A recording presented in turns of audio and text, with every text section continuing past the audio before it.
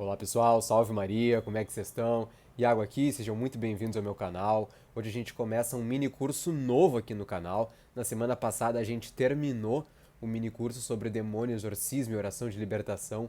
E hoje a gente começa a falar então sobre a história da igreja. Não a história da igreja completa, óbvio. É tanta coisa para falar que teria que passar a vida aqui talvez falando sobre isso, mas falar sobre alguns pontos específicos, pontos que muitas vezes as pessoas aprenderam errado. Como disse certa vez, se eu não me engano, o venerável Fotoshin, não há pouquíssimas pessoas no mundo que odeiam a Igreja Católica, mas há inúmeras pessoas que odeiam aquilo que eles pensam ser a Igreja Católica. Então a gente vai tratar sobre assuntos como a origem do papado, Constantino, a Santa Inquisição, as Cruzadas, a heresia protestante, o Concílio Vaticano II. E hoje, para iniciar o nosso mini curso, a gente vai falar sobre um resumo da Bíblia. A história do povo de Deus, da criação do mundo ao Pentecostes. E na próxima aula falaremos sobre a igreja primitiva. Então, antes da gente prosseguir, já te peço, deixa o like, te inscreve no canal se ainda não for inscrito, comenta aí embaixo, Viva Cristo Rei! Ativa o sininho das notificações para ficar por dentro das próximas aulas e envia esse vídeo para quem tu acha que é importante receber ele. Beleza? Então, para a gente começar, vamos pedir a intercessão de Nossa Senhora, pelo sinal da Santa Cruz, livrai-nos Deus, nosso Senhor, dos nossos inimigos, em nome do Pai, do Filho e do Espírito Santo. Amém. Ave Maria, cheia de graça, o Senhor é convosco, bendita sois vós entre as mulheres, e bendito é o fruto do vosso ventre, Jesus. Santa Maria, Mãe de Deus, rogai por nós, pecadores, agora e na hora de nossa morte. Amém. Em nome do Pai, do Filho e do Espírito Santo. Amém. Bom, Deus criou o mundo, Deus criou o homem, Adão e Eva cometem o pecado original, são expulsos do paraíso, eles têm dois filhos chamados Caim e Abel. Caim, por inveja, mata Abel.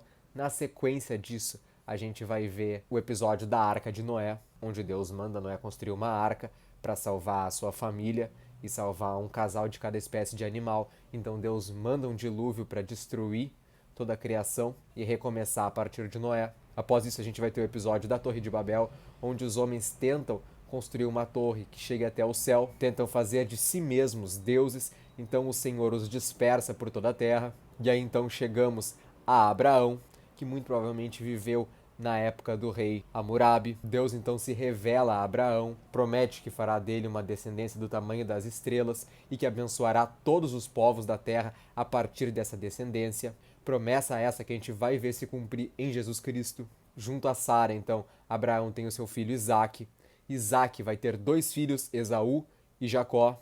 Jacó terá o seu nome trocado para Israel por Deus e terá 12 filhos. Haverá então entre os filhos de Israel inveja de José, que é um dos seus irmãos, e eles o venderão a pessoas que estavam indo para o Egito. Lá, José, após diversos acontecimentos, vai acabar ganhando a confiança do faraó, e aqui é importante fazer um destaque. Nessa época, o Império Egípcio estava dividido em dois reinos, a parte norte e a parte sul, o Baixo Egito e o Alto Egito. No Baixo Egito, que é na parte norte, os Hicsos estavam governando por conta de algumas questões políticas internas. Eles dominaram aquela região e começaram a governar. E é para lá que vai José. José, então, ele se torna o primeiro-ministro do faraó Ixo, do Baixo Egito. Em dado momento, haverá uma grande fome e a sua família vai migrar para viver também no Baixo Egito. Só que passado algum tempo, os Ixos e os egípcios entram em guerra e os egípcios do Alto Egito vencem a guerra e reunificam o império. Com isso, os Ixos vão embora e os israelitas permanecem. Só que os israelitas eram amigos do povo inimigo dos egípcios. Então eles acabam escravizados e em dado momento Deus suscitará Moisés, que já tinha sido um príncipe no Egito, para que ele lidere o seu povo no êxodo, na libertação da escravidão. Moisés vai fazer isso, eles vão atravessar o Mar Vermelho, Moisés vai receber de Deus as tábuas da lei, eles vão passar 40 anos no deserto, e Moisés vai ver a Terra Prometida, mas não vai entrar na Terra Prometida. Ele morre antes, porque ele duvidou de Deus em dado momento, e então Josué, seu sucessor, vai liderar a campanha militar de conquista da Terra Prometida. Vai haver então o período dos juízes, onde talvez o nome mais conhecido seja o de Sansão, e após esse período dos juízes, a gente vai ter o início da monarquia em Israel. Primeiro com Saul, depois com Davi, que foi um grande rei militar que unificou o reino de Israel e expandiu o território, entregando o reino em condições excelentes para o seu filho Salomão, para que Salomão pudesse então fazer acontecer o apogeu de Israel, que foi a maior nação do mundo conhecido durante o governo do rei Salomão. Só que em dado momento Salomão ele se afasta do Senhor, ele constrói locais de adoração para demônios e após a sua morte o seu filho não consegue manter o Reino Unido, então uma pequena parte ali, onde está Jerusalém, ficará sendo governada pela família dos descendentes de Davi, que é o reino de Judá, mas o restante será o reino de Israel, agora apartado, e esse reino de Israel, todos os reis desse reino se voltarão contra o Senhor, todos eles irão apostatar. E em Judá a gente vai ter reis muito bons e também reis ruins. O reino de Israel permanece por mais 200 e tantos anos, e por outro lado, o reino de Judá permanece por mais 300 e tantos anos. Mas no final, os últimos reis de Judá são ruins e Deus entrega Jerusalém nas mãos de seus inimigos. Nabucodonosor destrói Jerusalém, destrói o templo construído por Salomão em honra a Deus, o primeiro templo edificado para o Senhor na história. Vai haver então um período de exílio de 70 anos. Depois os judeus vão voltar para Jerusalém, vão reconstruir a cidade e vão construir o segundo templo. E o povo judeu vai ser então dominado tanto pelos gregos, que vão ser comandados por Alexandre o Grande, quanto depois pelos romanos. E em diversos momentos, Deus ele envia profetas. E esses profetas servem para o povo não se esquecer da promessa do Messias.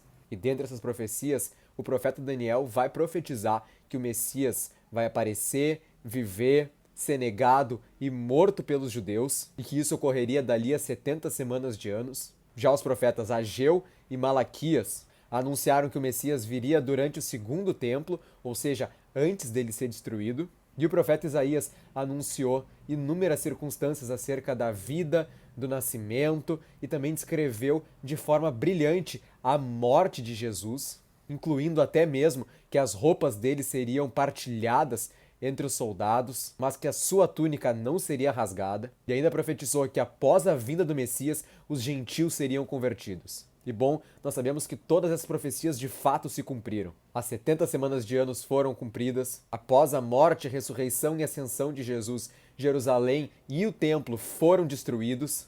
Isso se deu no ano 70 depois de Cristo, então menos de 40 anos após esses eventos do fim da vida de Jesus aqui na Terra, ainda no primeiro século. Os judeus foram e permaneceram espalhados por toda a terra, e os gentios foram convertidos por meio da pregação dos apóstolos. Pois vejam, Jesus se encarnou no ventre da Santíssima Virgem Maria, nasceu em Belém conforme as Escrituras, pregou, escolheu 12 apóstolos, fez de Pedro o chefe desses apóstolos, escolhendo ele para ser o primeiro papa, curou muitos enfermos, ressuscitou os mortos, permitiu que o prendessem e que o matassem, mas não permaneceu morto.